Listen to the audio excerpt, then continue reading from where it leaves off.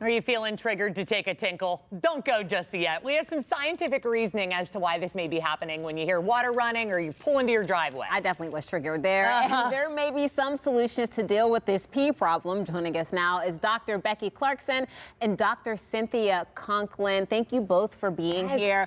Thank you for having us. Why is this such a problem? I know so many people who deal with this. I have dealt with this before. What is happening with the urgency and the need to pee?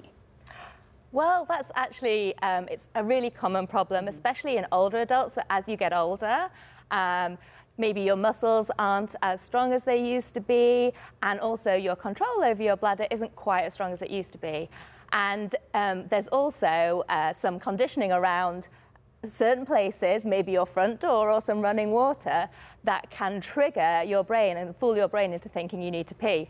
Aging is so fun. Right? Have we mentioned that? So this is actually called latchkey incontinence. Yes. And for someone who's never heard that term before, what is it? It's basically a bladder condition where you have leakage or urgency when you encounter specific cues or triggers in the environment, which can bring on this really strong urge to go to the bathroom. Right. And so, as Becky said, it's a lot of walking up to your front door, seeing the garage door open, passing a public restroom. Yep. And you guys, you both have dedicated a lot of your lives to researching this. I mean, this is really impactful for people in a negative way. It affects their entire life. Absolutely. It can lead to social isolation. People can get, obviously really scared if that they're going to leak urine. It's a really stigmatized situation, so they don't want to go out in public. They start to stay home more. It can really impact people's quality of life. So it's a really important thing to, one, talk about and work out ways to try and mitigate these symptoms. And I love how you two ladies really are taking the stigma out of this. I mean, we're all humans. This is going to happen. And I also love your relationship. Now, you're both scientists, and you have done more research in the alcohol and smoking addiction. Right. And then you join forces because obviously they're related between the brain and the bladder. Explain that. Well, it's not necessarily the brain and the bladder, it's the conditioning aspect of it. So that I study how different cues may bring someone towards drug use. So seeing someone smoke will make you suddenly want to smoke even if you've quit.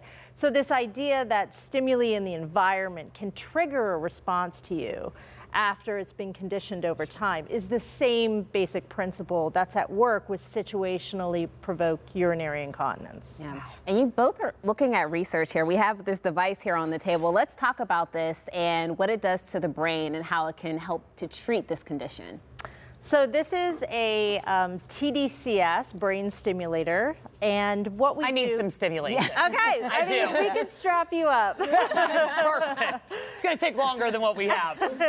And basically what it does is it enables you to lower the threshold for an action potential in the brain of the area you want to sort of invigorate, increase excitability in. And what we target is an area of the brain that we know is related to cognitive control and also to these conditioning principles of, responding to cues.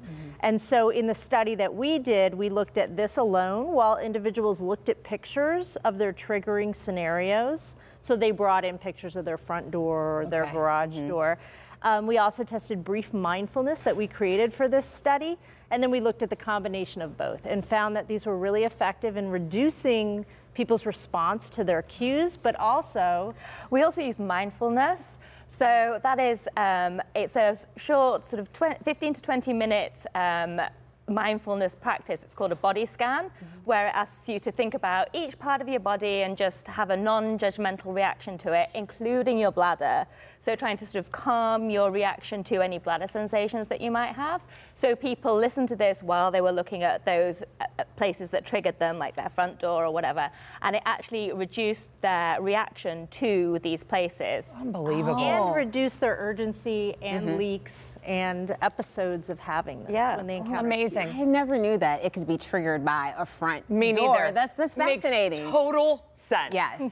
Thank you, ladies, for all of your hard work and for sharing it with us. This is incredible. It is. Thank you so much. And I think it's important to get the word out that if women are facing this or are challenged with it, that they are not alone. No, not at all. You are not. All right. You got a whole staff to help. I feel like we could talk about pee and bladders all day long. All day long. All right, if you'd like to learn more about Dr. Clarkson and Dr. Conklin's research on latchkey incontinence, we'll link you up on our website, kdka.com/talkpittsburgh.